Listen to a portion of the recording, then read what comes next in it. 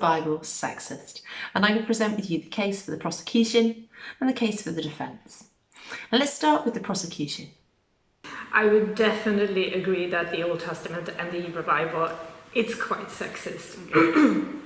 It's estimated that between 5.5% and 8% of all named characters in the Bible are female. So the remaining nearly 90% of characters are male. And of those women, you look at them, there's a huge proportion that are set into this description of the temptress, the wicked woman, the woman to avoid. I'll give you some examples. So we've got Eve.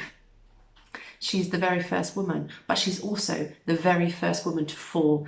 And if we look in Timothy, it says, Adam was formed first, then Eve. And Adam was not the one deceived. It was the woman who was deceived and became a sinner. Other key women, we can look at Jezebel, Ahab's evil wife, Delilah, who tricked Samson into cutting his hair, Herodias, who was so seductive that her dance inspired Herod to cut off John the Baptist's head at her request. There are others, Haman's wife, Potiphar's wife. These don't even have a name, but they come to typify this idea of women as dangerous. Women are plot devices, depicted as inadequate, deceitful, and unreliable simply because they are women. They are a liability. Women present the obstacles that God has to overcome: infertility, destroying paradise, defying the patriarchal structure, and endangering Yahweh's chosen people. And if you look at the Proverbs, there's a nice selection of them that talk about women. The mouth of an adulterous woman is a deep pit. A man who is under the Lord's wrath falls into it. A beautiful woman who lacks discretion is like a gold ring in a pig's snout. And then there are some others that aren't about women being dangerous, but actually just the humble wife and how they get it wrong. It's better to live in a desert than with a quarrelsome and nagging wife. A continual dripping on a rainy day and a contentious wife are alike. Trying to keep her in check is like stopping a windstorm or grabbing oil with your right hand. It's better to live in the corner of a rooftop than in a house with a quarrelsome wife. A wife who disgraces her husband is like bone cancer. And they go on and on. There are numerous other verses that warn men against women and the dangers of women. But strangely, there aren't similar verses for women warning them against dangerous men, against violent men. And if we look at the websites, there's a lovely one here that's described as 25 verses about evil women. And it reads, evil women will cause Christian men to compromise and sin. They are on the wrong path and will bring you down. Beware, in every nice-sized church there are worldly women put there by Satan to trap men. They might profess to know Christ, but watch out. Doesn't matter how beautiful she is. It doesn't matter if you think it's love. If a woman is persuading you to sin or giving you signs that she will not be a submissive wife, end the relationship. Say women are property in Timothy chapter 2? All women have to be silent in church. You're not allowed. Yeah, so be quiet.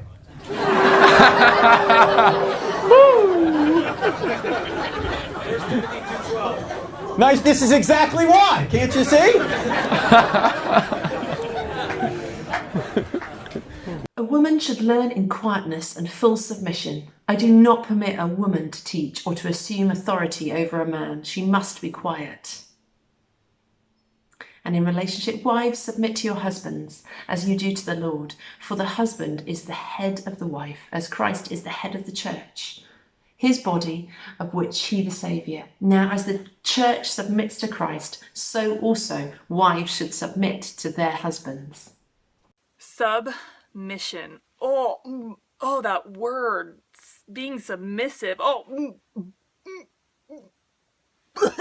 And in Corinthians, women should remain silent in the churches. They are not allowed to speak, but must be in submission, as the law says.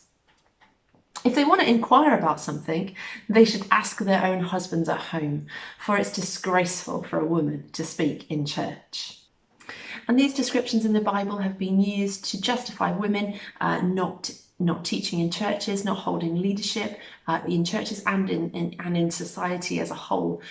They've been used to justify that men have been, it's been considered acceptable for husbands for many years, not now, thankfully, but for many years, to beat their wives, to mistreat them.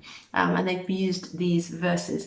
You can't even begin to say that the Bible isn't sexist. If you don't see it, it's probably because the church has conditioned you so well to only see the noble parts of the story. Women are clearly presented as property to be treated however a man pleases to treat them. Their function is strictly to be screwed and to raise children. Their only desirable trait is their sexuality, whether it is pure. On the other side of the token, a woman can be damned for her sexuality. Whether it's stoning by rocks until dead for adultery, stoned by rocks until dead for not screaming loud enough for being raped, or discarded as worthless for being tainted by premarital sex.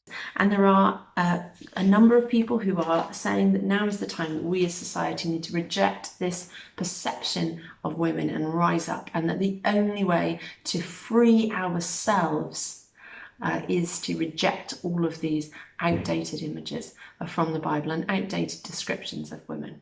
Okay, the case for defence. Interesting, there's a lot more videos defending that the Bible isn't sexist than there are claiming it is.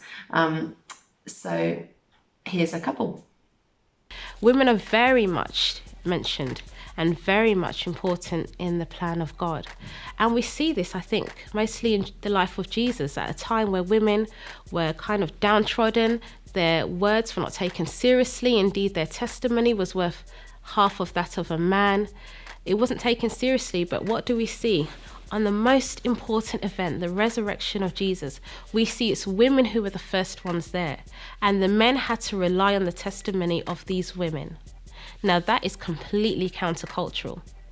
In the life of Jesus, we see that he would allow women to sit at his feet. That's the position of a disciple, the position of a student, at a time where women weren't meant to be learning. They were meant to be in the kitchen, cooking and serving. He was like, no. Let Mary sit at my feet. The woman with the issue of blood, who society said, don't touch her, she's unclean, she's dirty. When she reached out to touch Jesus, he didn't push her away, he didn't shun her, but he blessed her. He loved women. We can think of the Samaritan woman in John 4. Now, these Samaritans are people that the Jews at the time didn't want to have anything to do with. But he went there, he sat down, he had a conversation with her, and they spoke. And he talked about things that were difficult for her to hear, but she could tell in the way that he was saying them that there was something different about them. I believe that he showed her his love and his care for her in this conversation. She ran back excited to her town people and told them about what Jesus had done and said. She said, come meet a man who's told me everything I've ever did. Jesus was a friend of women. Jesus honored women. He had platonic friends. Mary and Martha were his friends. He elevated the status of women in that misogynistic society. And I don't think you can say that about everyone. Whether or not you think that our culture is a sexist culture, one thing you cannot deny is that the context and the culture in which the Bible was written was a sexist culture. In fact, every single morning a Jewish man would wake up, he would give his public prayers, and it would contain this sentence: Dear God, thank you that I was born a man and not a woman. Can you believe that? And so that's why Jesus was so controversial. It's one of the reasons Jesus was so controversial. He held women in such high regard. He allowed them to be his followers. He talked to them in public, something a Jewish rabbi would never do. It's actually in the Bible that we see a vision for equality between men and women, both male and female, bearing together the image of God. And the story of the Bible really plays that out in amazing ways. So even in the Old Testament, you see a woman like Miriam leading a whole nation in worship. You see a woman like Deborah leading a nation politically and making judgments, making decisions, and even leading her country to war. You see that women didn't require men to be a kind of mediator between them and God. They could pray directly to God. They didn't need a husband or a father to have a relationship with God. Now, sometimes people say, yeah, but come on, in Genesis, all right, women and men both bear the image of God, but doesn't the Bible call women sort of helpers? Isn't that word in there? The word helper. I don't know what your visual image is when you think of that. When I think of that, I imagine a woman in an apron, hands in the kitchen sink, lots of bubbles, definitely up to the elbows, maybe with a bit of a chain on, stuck in there doing all the housework. Well, actually, the Hebrew word that is translated there, helper, is the word Ezer. And it's not a term of domination or subjugation, because God uses that name, Ezer, to describe himself in his relationship to us as human beings.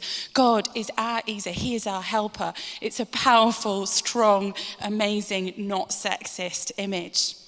Is the Bible sexist? I think resoundingly no. So what do you think? Is the Bible sexist?